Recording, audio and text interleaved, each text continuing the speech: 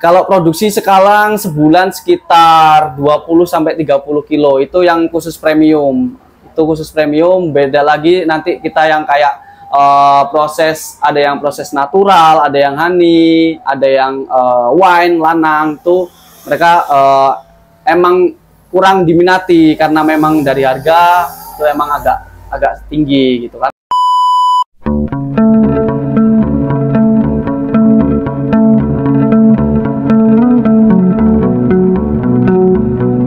Perkenalkan, nama saya Hanafi. Saya sekarang berbisnis di usaha kopi, yaitu Dananjaya Coffee yang beralamat di Fajar Agung Barat, Kecamatan Pringsewu, Kabupaten Pringsewu. Mulai bisnis bubuk kopi ini dimulai dari tahun 2020, itu tepatnya pada saat waktu COVID. Motivasi saya kenapa saya berbisnis kopi karena emang orang tua saya sendiri emang punya kebun kopi. Jadi saya melihat, oh ternyata ada peluang nih di kopi, karena memang kalau untuk bahan baku saya sendiri ya bahasanya banyak lah, maksudnya nggak kurang-kurang karena punya kebun sendiri gitu. Kalau untuk kerja sebelumnya saya pernah di perusahaan retail di Alfamart, itu hanya sampai 3 bulan. Setelah itu bantu orang tua di kebun kopi, emang dari situlah. Kalau problem saya mungkin pemasaran ya, karena yang namanya saya orang baru dan saya juga kan di tahun 2020 itu kan umur masih 20 tahun gitu, jadi masih banyak penolakan dari orang-orang lah. Dikiranya yang produknya saya kurang meyakinkan lah, karena memang usia saya yang masih muda gitu. Modal saya dulu 100.000, cuman modal timbangan digital sama kemasan sama stiker.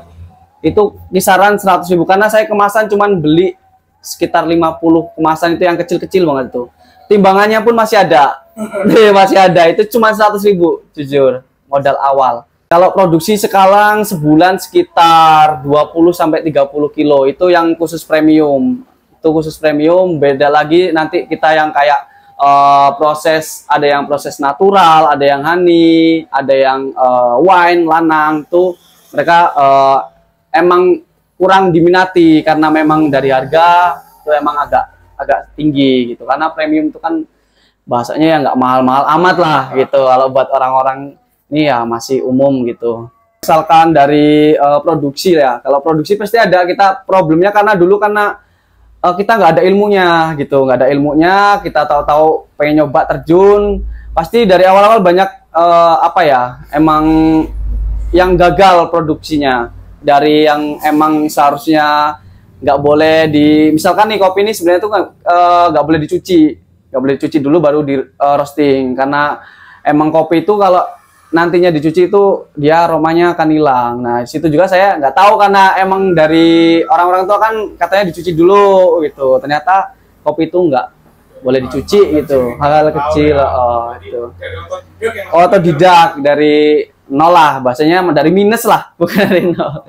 Dari minus. Kalau saya sendiri emang dari dulu emang ada juga sih emang di digital gitu, pemasaran digital, tapi memang karena kalau digital kan emang harus butuh ketelatenan ya, jadi ya emang harus telaten gitu digital ya. Mungkin itu yang memang susah, itu sebenarnya problem juga buat saya, itu problemnya di situ, kita harus telaten digital, sedangkan ya emang kita butuh gitu loh, digital itu emang sangat membantu. Kalau untuk saya sendiri emang khusus Robusta, fine Robusta lah bahasanya, itu emang khusus Robusta Lampung. Emang saya konsepnya ini membawa konsep kopi asli Lampung gitu loh. Jadi konsepnya kopi Lampung. Cuman kalau untuk proses emang kita varian, banyak prosesnya, tapi jenisnya satu. Misalkan kayak proses dari wine, dari honey, natural, terus kopi lanang, premium gitu. Jadi kita bukan di banyak jenis kopinya, tapi jenis prosesnya. Kalau untuk proses wine itu kan proses fermentasi ya. Bedanya kalau fermentasi kayak natural sebenarnya juga fermentasi, tapi kan mereka punya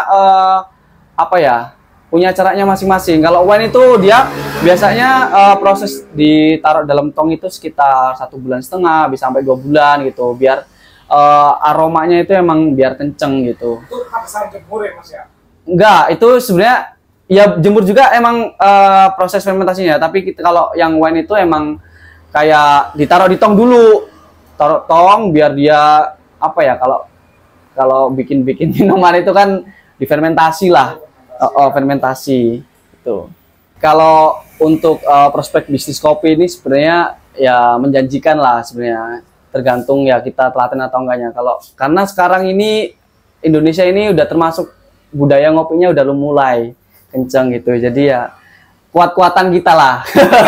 Kuat-kuatan kita, karena menurut saya kopi sekarang ini udah jadi apa ya, kayak bahan pokok gitu. Setiap rumah tuh pasti ada kopi gitu, jadi ya emang kopi ini ya tiap hari itu pasti bakal ada orang cari gitu loh, karena emang prospeknya bagus, udah kayak jadi bahan pokok lah. Kayak nongkrong itu sekarang. Nah, Bukan nongkrong ya? iya, ngopi ya. Nah, kalau tipsnya sih yang pertama pasti kita harus tahu dasarnya lah, dasar-dasar kopi dulu gitu. Apa ya, udah bahasanya tuh kita nggak harus jatuh gitu loh. Kalau misalkan orang lain tuh udah jatuh ya rasanya sakit kan. Pasti kita harus tahu dulu nih gimana seluk-beluknya kopi itu gimana sih gitu. Karena belajar kopi itu nggak semudah yang dibayangin gitu loh. Emang apa ya, ya agak susah-susah, mudah lah. Bisa dibilang tuh orang yang emang benar-benar telaten gitu. Harapan saya sih untuk kedepannya di bisnis kopi ini ya semoga ya harganya stabil lah, di kopi itu harganya stabil. Yang di lain sisi kasihan yang punya produksi kopi, tapi di lain sisi juga kasihan juga sama petani kopi gitu. Kalau bisa balance, petani juga diuntungkan, juga produksi kopi pun diuntungkan gitu.